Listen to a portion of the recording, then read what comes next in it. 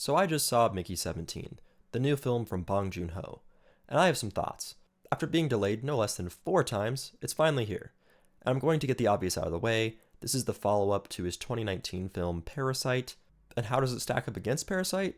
Well, Mickey 17 goes in a completely different direction, being a sci-fi black comedy. The film follows Mickey Barnes sometime in the future, where due to money trouble, he enlists himself as an expendable aboard a spaceship headed to another planet in the hopes of colonizing it.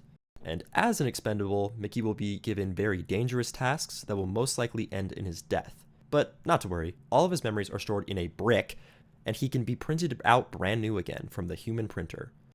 And then the cycle repeats.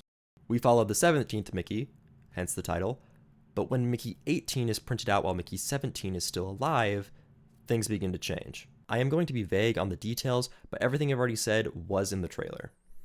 And don't worry, no spoilers.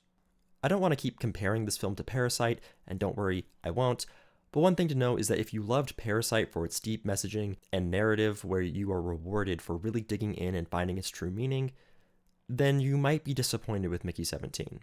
And I can honestly see the general moviegoer having mixed thoughts on this.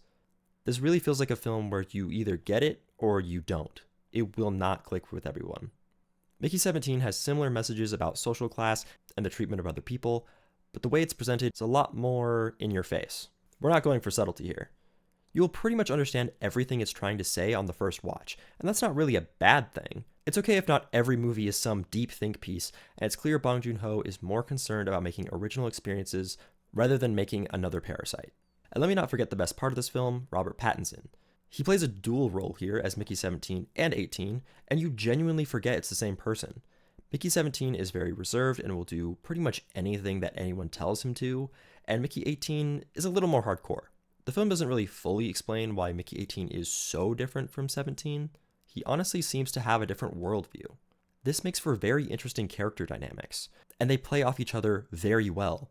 As in, Robert Pattinson plays off Robert Pattinson very well. It's honestly a seamless performance where by the end you genuinely forget that they're played by the same guy. I think all of the performances in this film are generally pretty good, but I do have a small exception to that. As for the things I didn't really love here, there were some interesting decisions that I really don't know how to feel about yet. A big one is Mark Ruffalo and Toni Collette's characters. They are our baddies here, and man, are they over the top. Which works sometimes, but is kind of jarring other times. Like I'm talking cartoon villains right now, where they're so incredibly evil, it's actually funny at times. And yeah, it's definitely the point, but it is what it is. And that's all I really have to say. Go see Mickey 17 for yourself and let me know your thoughts. I really enjoyed this.